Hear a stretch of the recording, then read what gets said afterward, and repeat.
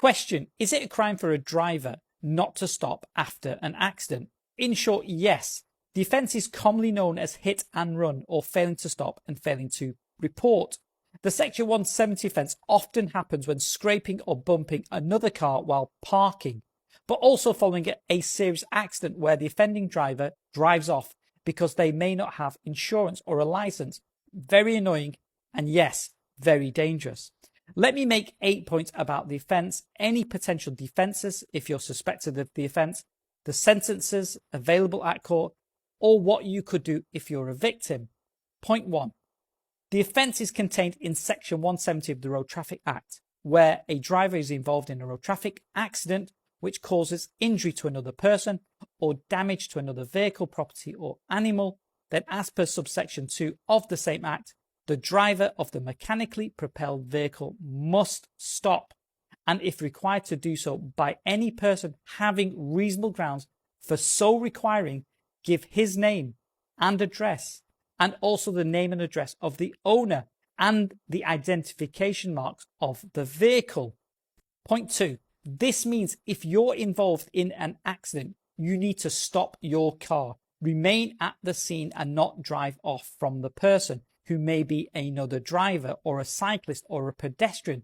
And if the other person has reasonable grounds for so requiring because of a damage or injury caused, you need to exchange details no matter who is at fault or how slight the damage, to give your name, not a false one, to give an address, not necessarily your home address, but could be your place of work through which the other driver can contact you.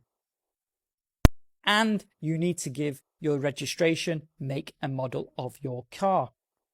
Point 3. If you're unable to stop, or if you do stop but don't exchange details with the other person, e.g. because the other driver is not around when damage to their car occurred, then Section 170 subsection 3 states this: if for any reason the driver of the mechanically propelled vehicle does not give his name and address under subsection 2 above, he must report the accident.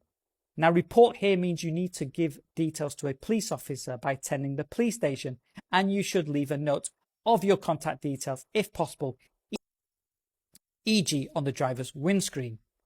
Point 4.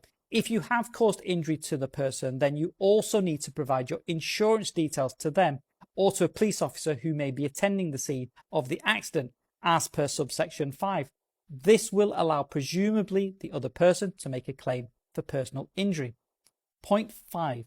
If you have good reason for not stopping and exchanging details, for example, the other driver is not present, then you need to go to the police station as soon as possible to report the accident and not wait. As subsection 6 states, must do so as soon as reasonably practicable, and in any case within 24 hours of the occurrence of the accident. Point 6. Now, if you fail to stop and or exchange details when you should have, or in the circumstances fail to report the accident, then you commit an offence. You face a maximum 6 months in prison, a £5,000 fine, and possible disqualification. See the sentencing guidelines for more information. Point 7. There are a number of defences at court. The most common are you were not aware that you were involved in an accident, or you were not the driver involved in the accident. Point 8.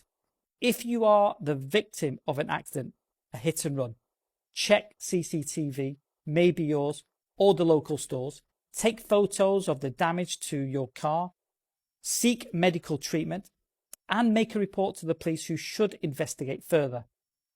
Thank you for watching. Remember, get a good lawyer to give you legal advice. Feel free to comment, follow, like and share.